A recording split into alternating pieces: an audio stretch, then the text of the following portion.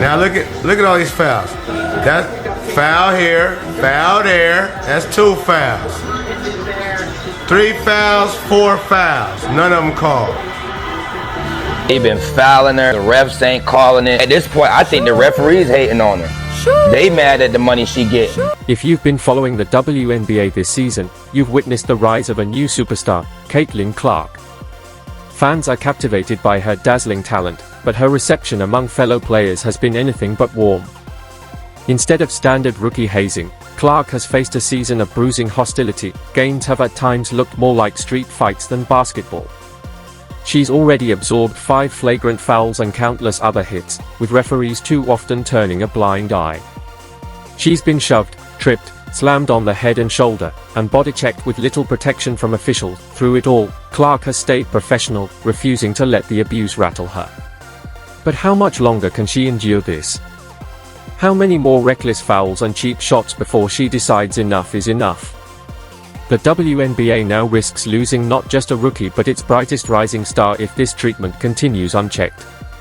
The real scandal isn't just the rough play, it's why the referees are allowing it to happen. These cheap shots take many forms. Even when she doesn't have the ball, bigger players often deliver excessive contact under the guise of fighting for position. One glaring example came during a matchup between the Indiana Fever and Las Vegas Aces, when guard Jackie Young hammered Clark while battling for a rebound, then collapsed on top of her. The hit came away from the ball, in a moment where Clark wasn't even influencing the play, a troubling reminder of just how far this hostility has gone. Clark, the hesitation, working inside the reverse. Owen took a big hit there on Jackie. Just by watching the play, it's clear Caitlin Clark was in serious pain. Jackie Young's move wasn't simply careless, it was reckless. Under the pretense of going for a rebound, she delivered unnecessary force, then lost her balance and crashed onto Clark with her full weight. The initial bump was bad enough, but the follow-through pushed it into dangerous territory. Considering Clark isn't even known as a major offensive rebounding threat, the question lingers, why the need for such an aggressive body check? Was it purely basketball, or was there a message behind it? More troubling is why the referees allowed it. This kind of leniency is fueling a growing perception of an officiating scandal in the WNBA, one where Caitlin Clark is left to fend for herself against unchecked aggression. And this wasn't an isolated incident. Time and again this season, teams seem to single her out with defense that crossed into recklessness.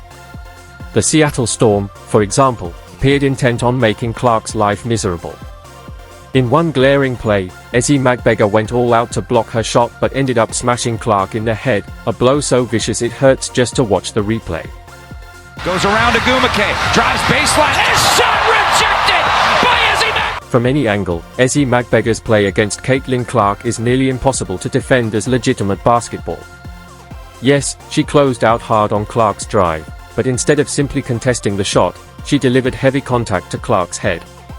A defender's job is to stop an easy basket, but there's a line between physical defense and outright danger. The fact that referees let this slide is shocking. Was it a missed call, or something more deliberate? Either possibility is deeply troubling, because it undermines the integrity of the game itself. The glaring question remains, why isn't Caitlin Clark afforded the same protection as other players? The Seattle Storm only made matters worse by doubling down. Their promotional team used a photo of that very collision to hype Magbega as a Defensive Player of the Year candidate, essentially pretending it was a clean block despite clear video evidence to the contrary. The stunt sparked immediate backlash from WNBA fans, who called it tasteless and manipulative, exploiting Clark's visibility for clicks while ignoring player safety, and it didn't stop there. The entire Storm squad seemed determined to make a point against Clark, not just with physical play but with constant verbal jabs. Even role players like Victoria Vivians took it upon themselves to target her, getting into Clark's face and trying to provoke a confrontation. Thankfully, Aaliyah Boston intervened, pulling Clark away before the situation boiled over. Still, the scene was ugly, a stark reminder that what Clark is facing goes far beyond ordinary competition. Victoria Vivians, an old Indiana Fever. The referees handed out a double technical to calm things down, and to be fair, Caitlin did briefly engage in the confrontation before walking away. We don't know exactly what was said or who sparked it, but it's safe to assume the exchange got personal, which explains why Vivians kept jawing at Clark even after she disengaged. There's a fine line between trash talk and fighting, and this came dangerously close to crossing it. What makes the scene even more questionable is who initiated it. Vivians is a bench player averaging just over 3 points per game, yet she went out of her way to bait Clark into an incident that could have hurt the Fever far more than it would have hurt Seattle. It's a classic tactic, send in a role player to provoke the star, and it's one that's been increasingly legislated out of the game. To her credit, Clark has already learned not to take the bait. While fiery on the court, she usually avoids open confrontation. Still, she remains a magnet for hard contact, at least partly due to the panic and frustration she creates for opponents. Her ability to attack the basket is every bit as dangerous as her perimeter shooting, and defenders constantly try to meet her at the rim. Too often, that desperation turns into dangerous fouls. One glaring example came from Las Vegas forward Alicia Clark, a 37-year-old veteran who knows better. Yet in one sequence, she delivered a blow to Caitlin's head under the basket, a reckless foul that went far beyond legitimate play. Their first win last night in Los Angeles. That's got to be pretty tough, I would think, on Caitlin. You can clearly see how Alicia Clark's block attempt unfolded. She got a piece of the ball, but her follow-through drove straight into Caitlin's head. What's shocking isn't just the contact, it's that Alicia protested the foul afterward, even though the hit to Clark's face was undeniable. Intentional or not, the right response would have been to own the foul and check on Caitlin. Instead, a veteran set a poor example by refusing to acknowledge what happened. Competitive drive and rivalries are part of the game, but reckless plays like this should never be excused, especially from someone with Alicia Clark's experience. It's hard to ignore the bigger picture here. Media narratives have undoubtedly fueled how other players treat Caitlin. The hyped-up rivalry between Clark and fellow rookie Angel Reese has become one of the WNBA's biggest storylines, and it seems the Chicago Sky took it too far. In their 4 matchups with Indiana, Chicago committed 4 flagrant fouls on Clark, an outrageous average of 1 per game. Worse still, many of these fouls had little to no bearing on the actual flow of play. This wasn't about defense anymore, it was personal. Take, for example, the foul by Michaela Onyenwere. It wasn't the dirtiest we've seen, but it was reckless and risky. While defending a three-pointer, she lost her balance and crashed into Clark, sending her to the free throw line. The impact was jarring enough to rattle Clark, and upon review, officials correctly upgraded it to a flagrant under the rule that protects shooters' landing space. Watch the replay, and it's obvious, Onyenwere clearly prevented Clark from landing safely. Could be some more coming. Clark with the step back and gets fouled. It's pretty clear what happened here. Onyenwere was late on the closeout and panicked, worried that Caitlin would bury an open 3. She lunged forward, unable to stop herself, and crashed straight into Clark. The mindset, risking 3 free throws rather than conceding an open shot, shows just how desperate Chicago was to contain her. Onyenwere didn't want to let her teammates down, even if it meant a reckless play. In the end, she only made things worse by earning a flagrant foul. And that, remarkably, was the mildest of the cheap shots Chicago delivered in their matchups with Clark. The tone had been set much earlier in the season, the first time these two teams met. It was a tight game with a heated atmosphere, and it produced perhaps the single most infamous foul against Clark all year. The culprit was Sky guard Chendi Carter, who had been matched up with Clark most of the night. After a missed basket, with the ball not even inbounded yet, Carter walked up to Clark and drove her shoulder directly into her chest, sending the rookie crashing to the floor. It was an act of unprovoked aggression, far outside the bounds of normal play, and it quickly went viral as one of the rare dead ball flagrants in WNBA history. Watching the replay in real time is jarring. It wasn't basketball, it was a blindside hit. Her jumper is good. Kennedy Carter now with 12 points off the bench. Unlike some of the other fouls Clark endured, Chendi Carter's hit was unmistakably intentional. She wasn't making a basketball play, she was sending a message. The shoulder check was a blatant cheap shot, reckless and dangerous, and it deserved far more than the minimal penalty it received. The fact that referees allowed Carter to stay in the game was nothing short of disgraceful. How could officials watch that unfold and still let her continue? Even worse was the reaction from Carter's teammates. Rather than holding her accountable, the Sky rallied around her, treating the foul as if it were a highlight rather than a blatant violation. Carter brushed it off as competitiveness, but it was anything but. The bench hyped her up, with Angel Reese among those visibly celebrating the dirty play, a glaring example of poor sportsmanship that reflected badly on the entire team. That attitude didn't translate into results. Chicago's aggression consistently outpaced their execution, and Indiana ultimately won the season series 3-1. Still, each matchup between the two young squads turned into a war of attrition, with Clark absorbing more than her share of punishment. The ugliest moment outside of Carter's cheap shot came courtesy of Diamond DeShields. In transition, she barreled straight into Clark, lowering her shoulder and running her over in the open court. Because both players were in motion, the collision carried an even greater risk of injury, and officials again had no choice but to call it a flagrant. Watching the play unfold, it's hard to justify it as anything other than reckless disregard for Clark's safety. Here's Clark. For 29 points, gets tripped up.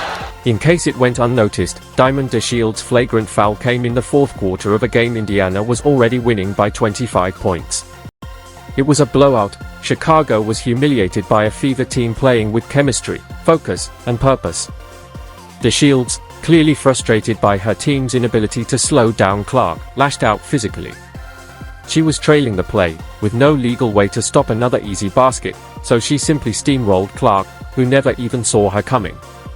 It was the act of a defeated, powerless player who had lost control of her emotions, and it marked a low point in what had begun as a promising season for the Sky. But Chicago's hostility toward Clark wasn't just about frustration. At its core was the presence of Angel Reese, whose rivalry with Clark dates back to their college days. That rivalry only intensified when both entered the WNBA in the same season, competing not only on the court but also for Rookie of the Year honors. Reese has openly embraced the villain role in her battles with Clark. While she remains mostly respectful in media interviews, she consistently positions herself as the more talented player that would be fine if it stayed at the level of playful trash talk.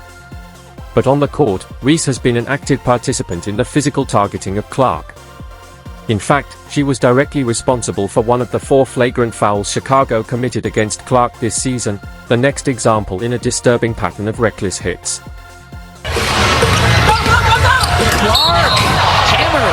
What began as a routine basketball play turned ugly when Angel Reese lost control of her arm.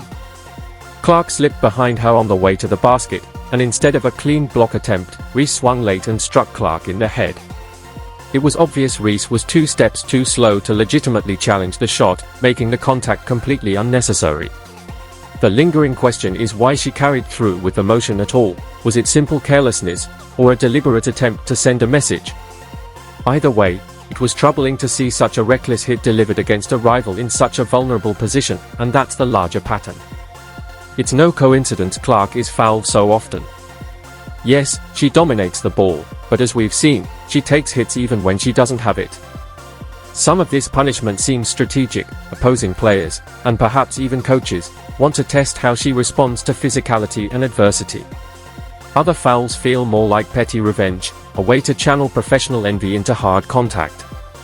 It's difficult to separate the malicious from the misguided, but the end result is the same. Clark is being battered well beyond what should be acceptable. Worse still, the targeting doesn't stop when she's on offense. Even while playing defense, despite not being known as a lockdown defender, Clark has absorbed brutal hits under the guise of hard screens. While legal screens are part of the game, they are also an easy excuse for a cheap shot if referees aren't vigilant. In Clark's case, many of these have crossed the line into blatantly violent fouls. One glaring example came in a matchup with the Connecticut Sun, when Alyssa Thomas, one of the league's most physical players, set a screen that looked less like basketball and more like a clothesline. Clark went crashing down, and fans were left wondering how such obvious contact could be brushed aside as just part of the game. 5 quick points here for Caitlin Clark, and Thomas just runs over. The play was far beyond the bounds of fair physicality and should have been called immediately. Instead, it became yet another moment where Clark was left vulnerable while officials failed to intervene. Alyssa Thomas was clearly moving at the point of contact, making the screen illegal from the start. She went out of her way to body Clark and then leaned into the pick with excessive force, sending the rookie crashing to the floor. This is the perfect example of how a routine basketball action, something that happens dozens of times a night, suddenly takes on a harsher edge whenever Clark is involved. Thomas isn't a rookie making a careless mistake, she's a 10-year veteran. When she delivers a screen like that, it's hard to chalk it up to simply getting caught in the moment. Far more likely, it was an intentional statement, a crude attempt to put the league's prize rookie in her place. That offensive foul came in a regular season game, but it foreshadowed the rising tension between Indiana and Connecticut, who would eventually meet in the first round of the 2024 WNBA playoffs. In Game 1, the Sun had little trouble on their home floor, cruising to an easy win. But controversy struck again when Clark walked away with a black eye courtesy of Dijonai Carrington. Clark had gone up for a three-pointer, and Carrington's challenge turned into an eye poke. Fans immediately speculated whether it was yet another cheap shot disguised as defense. Here's how it all went down. Harassed by Carrington, finds Boston. Both Clark and Carrington downplayed the incident afterward, calling the eye poke accidental.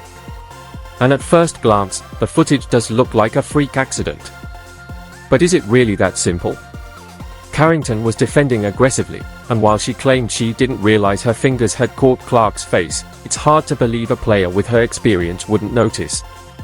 Players are specifically advised to keep their nails short to prevent injuries. Carrington's long nails made the play even more reckless. Clark collapsed in pain, yet no foul was called, another glaring example of referees turning a blind eye. Moments like this raise uncomfortable questions.